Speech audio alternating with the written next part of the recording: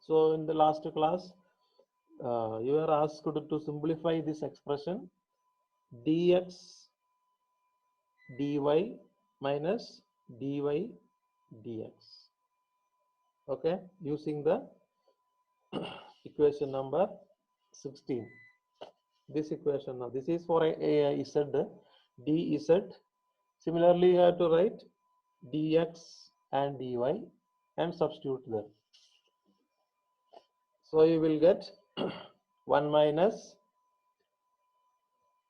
jx epsilon by h cross minus jx square epsilon square by 2h cross square, etc. into y term minus y term into x term. Okay. So according to that equation number 12, it is equation number 12 is right side is this one, r is z epsilon square minus I minus 1. Okay. So this is the right hand side, r is z epsilon square minus I.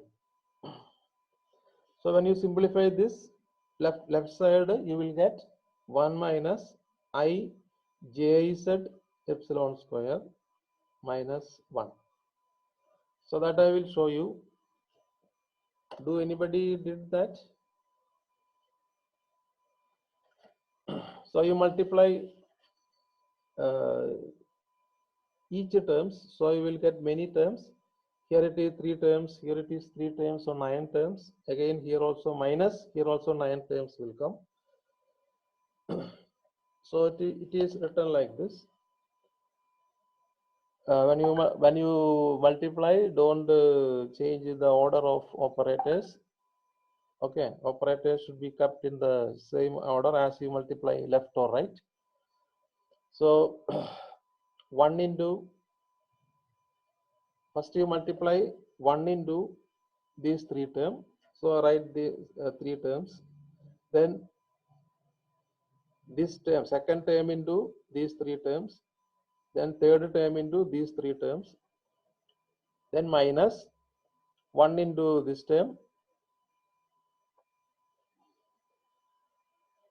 Okay, 1 into this term, second term into this term, third term into this term. So you will get 9 terms. I have written it here. And some terms will cancel. You can check that which are the cancelling terms. Only 3 terms remains. This one remains. Then this term remain minus jx jy epsilon square by h cross square, that will remain. Also minus jy jx epsilon square by h cross square, that also remains. So all other terms will cancel. You will cancel the higher powers of epsilon square, like epsilon cube, epsilon to the power of 4, that you have to cancel. You can put it as 0. Don't see to cancel them. Instead you put epsilon cube, epsilon to the power of 4 as zeros. Then one more one is remaining, this one. This one is also remaining, minus 1. So 1 minus 1 will cancel actually.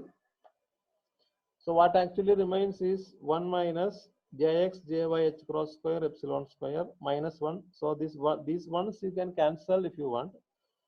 Jy jx epsilon square by h cross square. So writing this as 1 minus jx jy, take the common terms epsilon square by h cross square outside. So you can write jx jy minus jy jx all into epsilon square by h cross square minus 1. So the RHS is, as we said earlier, r is z epsilon square minus I, but r is z you have to write in terms of dz. dz epsilon square. Okay, so that is e to the power of minus I jz epsilon square by h cross square. That you can write it as 1 minus x. 1 minus x. Okay, this is nothing but dz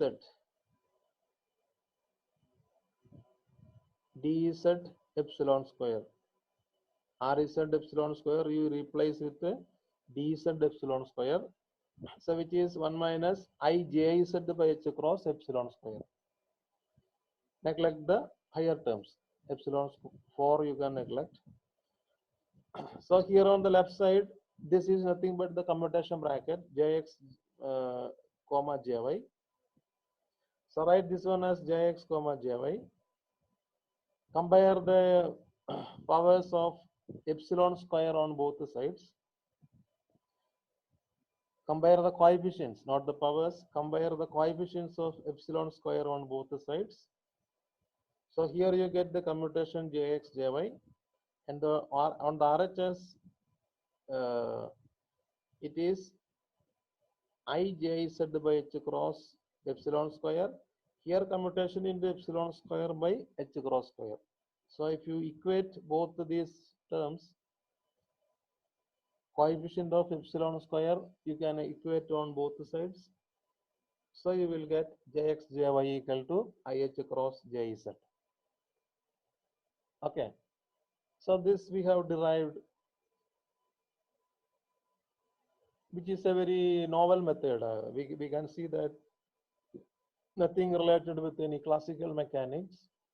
This we have derived starting from the basics of rotation or defining the rotation operator in quantum mechanical itself. So this derivation does not depend on any classical ideas. So it was a direct derivation from the rotation operator which defined classically, quantum mechanically. So that is this is a very novel method of getting the commutation relation. We have derived, obtained this same relation using the commutation relation, classical relation. Okay, we have did it earlier. Hope you remember. Okay, so now you repeat the same procedure for other components like y and z, then z and x. Okay, so you will get the similar equations. Okay, so repeat the procedure for other components, other axis rotation. So finally you can generalize the result.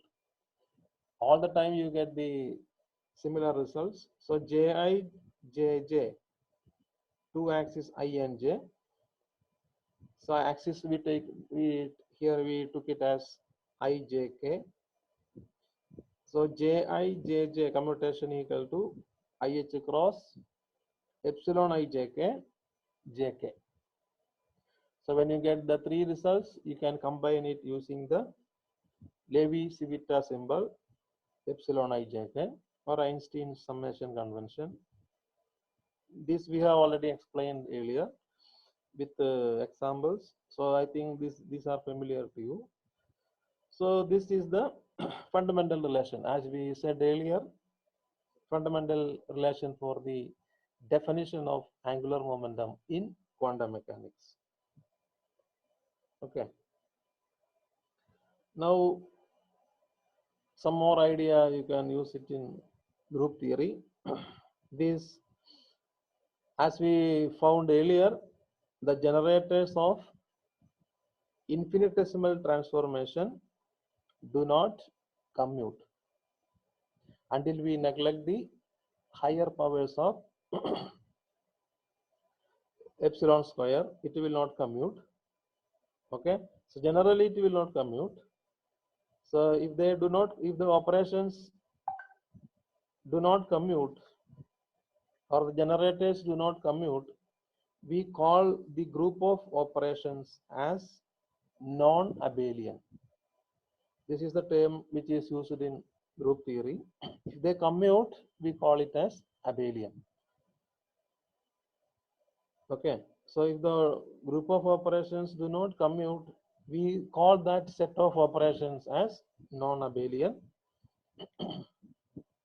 And we found that we did some examples. The rotation group in 3 dimensions does not commute and hence non-abelian. An example for abelian group is translation group in 3D. You translate, okay, along different axes. First along the y-axis, x-axis, then along the y-axis. Just to reverse that, first do the y-axis, then translate along the x-axis. Result is same, so it will commute. Translation will commute. Okay, so commutation pi pj equal to 0 for different axes. Okay, so finally we reach any point if we do the reverse of translation operations. So the translation operators commutes.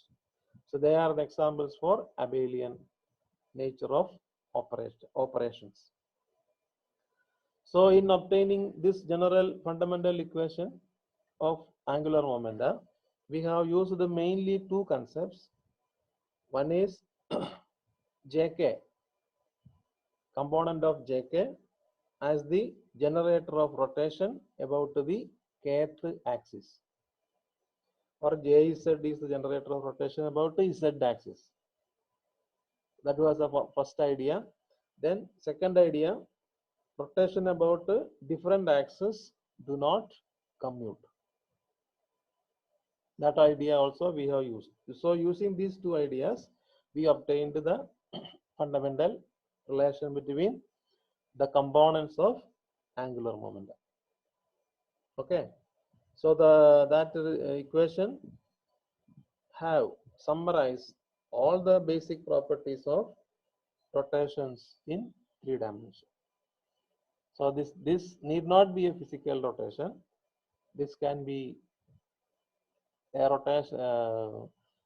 This equation is valid also in the case of spin angular momentum. Okay,